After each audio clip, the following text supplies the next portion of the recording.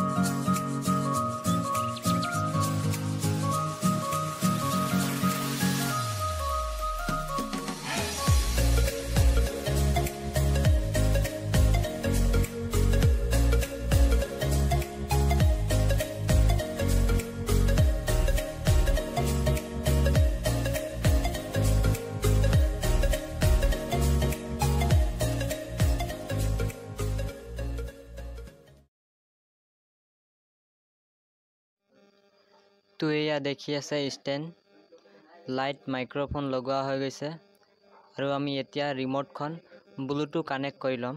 তো বলক Bluetooth connect কৰি লৈছো।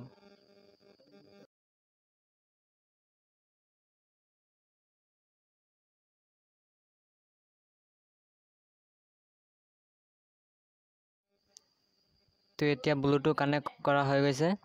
এতিয়া চাই যাব ৰিমোটৰ দৰে অফ অন ভিডিঅ' হৈ থাকিব। ৰিমোট টিপিলে অফ হ'ব, ৰিমোট টিপিলে অন হ'ব।